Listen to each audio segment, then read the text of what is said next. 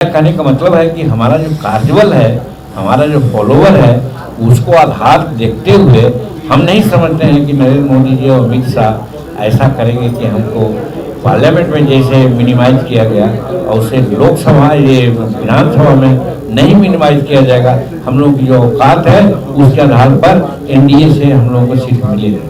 बिहार के पूर्व मुख्यमंत्री और अब एनडीए के सहयोगी हम पार्टी के अध्यक्ष जीतन राम मांझी के बयान से बिहार एनडीए में बवाल मच गया है। जी हां, इस वक्त की सबसे बड़ी खबर बिहार की सियासत से है, जहां केंद्रीय मंत्री और एनडीए के सहयोगी जीतन राम मांझी ने आगामी विधानसभा चुनाव के लिए अपने पार्टी के लिए 40 सीटों की डिमांड रख दी है। जी हां, जीतन राम मांझी का ये बड़ा दावा सामने आया है। हम पार्टी की बैठक में जीतन राम मांझी ने एनडीए सीट बंटवारे और 20 सूत्री कमेटी को लेकर अपनी नाराजगी भी जता दी। जीतन राम मांझी ने कहा कि हम 20 विधायक चाहते हैं और इसके लिए हमें 35 से 40 सीटें चाहिए। अंतिम फैसला राष्ट्रीय अध्यक्ष ले गए, लेकिन उन पर दबाव बनाया जाना चाहिए। जीतन राम मांझी ने आगे कहा कि हाल ही में बनी 20 सूत्री कमेटियों में हमारे नेताओं को जगह नहीं दी गई। प्रखंड स्तर पर भी बीजेपी और जेडीयू ने आपस में सीटें बांट ली है। इस पर हमने बीजेपी के राष्ट्रीय अध्यक्ष जेपी नड्डा से बात भी की है। उन्होंने साफ साफ शब्दों में कहा कि हम हर हाल में एनडीए के साथ हैं और मदद करेंगे, लेकिन हमें हमारी औकात के अनुसार विधानसभा चुनाव में सीटें भी मिलनी चाहिए, जैसे कि लोकसभा के चुनाव में हमारी पार्टी को मैनेज किया गया था।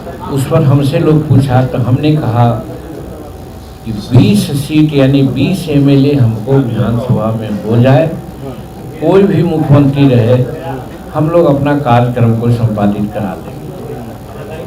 अब स्वाभाविक है कि 20 सीट जीतने के लिए हमको विशेष सीट नहीं चाहिए।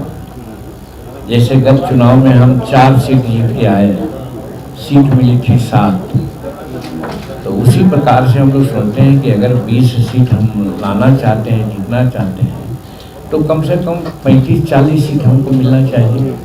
ये हमारे कार्यकर्ताओं की राय थी। जीतन राम मांझी के इन बयान ने बिहार की राजनीति में एक नई चर्चा छेड़ दी है। एक ओर वो खुद को जनता के बीच लोकप्रिय बता रहे हैं, तो दूसरी ओर बीजेपी जेडीयू गठबंधन से अपनी उपेक्षा पर नाराजगी भी जता रहे हैं। अब देखना ये होगा कि एनडीए इस पर क्या रुख अपनाता है। इसके अलावा जीतन राम मांझी ने यह भी आरोप लगाया कि उनका नाम बेचकर भीड़ जुटाई जा रही है। पूर्णिया में प्रशांत किशोर की रैली को लेकर उन्होंने निशाना साधते हुए ये बड़ा दावा किया और कहा कि अब बिहार में किसी भी पार्टी को भीड़ लाने के लिए मेरा नाम बेचना पड़ता है, लोगों को झूठ बोलकर लाया जाता है और ये हमारी बढ़ती ताकत का सबूत है। उन्होंने ये भी कहा कि पीके की पूर्णिया की महिलाओं को झूठ बोलकर रैली में लाया गया था, जो उनकी पार्टी की बढ़ती लोकप्रियता का प्रमाण है। यूपी न्यूज़ 9 के लिए पटना से अमित कुमार वर्मा की रिपोर्ट।